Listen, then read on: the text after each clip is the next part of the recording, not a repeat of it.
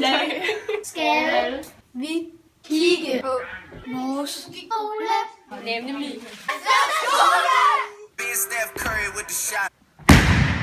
Her på skolen har vi 2 idrætshaller.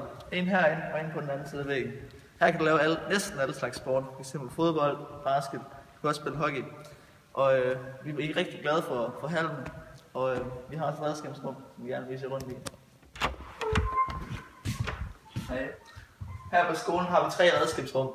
Det ene med madrasser, det andet med fodbold. Så har vi også det her rum, hvor vi har nogle flere madrasser og nogle bukke, man kan hoppe over, og en masse basketball og fodbold til indendørs brug.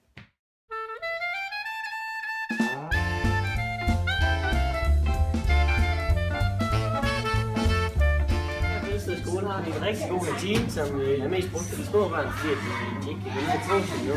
Jeg skulle gerne lige vise jer menuen. Så har vi en lækker toast med kylling i lår. Og torsdag har vi en pizza med torskenuggets. Og fredag har vi en pizzasnegl med kalkunfrikadelle.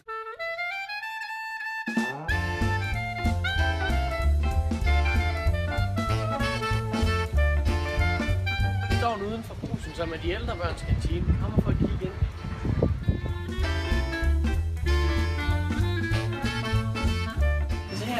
Man kan få alt lige fra hotdogs til gymsebord. Nu står vi i vores skolegård, og jeg vil gerne vise jer rundt. Her har vi så Else Skoles multibane. Den kom til omkring 2007, og den bliver brugt flittigt af faktisk hele skolen. Og her har vi så vores parkourbane. Den er forholdsvis ny. Den kom til omkring 2011, og den har kostet skolen omkring 500.000 kroner. Og vi her, hvor det meste af det indskolingen hører til. For eksempel herovre, der har vi et klatrestativ, som bliver brugt i hvert frikvarter af de mindre børn. Der er også nogle gynger, både her og længere nede.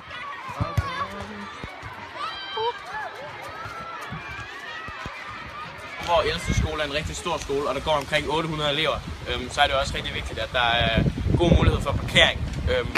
Og I kan se for eksempel her, vi har masser af plads til at parkere vores cykler.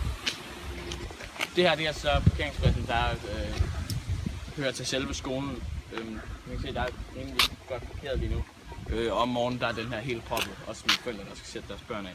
Her på skolen har vi også gode lokaler til alle de kreative fag. For eksempel her, som I kan se, fløjt, hvor der er god plads til alle. Her har vi så billedkunstlokalet, som I kan se, så er der en masse plads herinde til en masse elever. Og vi har en masse gode redskaber. Nu står vi så på pilingen, som er det her kæmpe areal, der ligger oppe bag ved skolen. Og som I kan se her, så der er et kæmpe græsareal. Som det plejede faktisk at blive brugt lidt. Altså, der var flere, der brugte det for et par år siden, end der er nu. Men der er dog stadig nogle små børn, der er rundt og har det sjovt, som I kan se. Her på skolen der har vi også gode lokaler til naturfagene. For eksempel nu står vi i biologilokalet, som I kan se. Det er rimelig stort, og der er også god plads til alle. Men følg med. Der har vi lige sådan en lille depot faktisk, der ligger lidt imellem. Det her, hvor Paul han gemmer alle sine gode sager, for eksempel.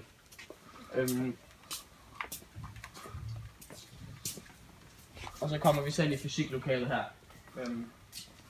Så var der så et super godt lokaler der. Der er også biblioteket, som lige er lukket, fordi det skal ombygges til et super flot nyt bibliotek, hvor man kan låne bøger og research på alle de ting, man skal være. Også et rigtig dejligt sted at være. Det her hjemmekundskabslokalet, hvor vi har alt det udstyr, vi skal bruge til at lave mad.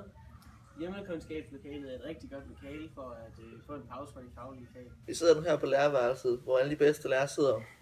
Man sidder rigtig komfortabelt heroppe, og så lærerne kan få slappet af, inden de skal ned og lære os alle mulige nye ting.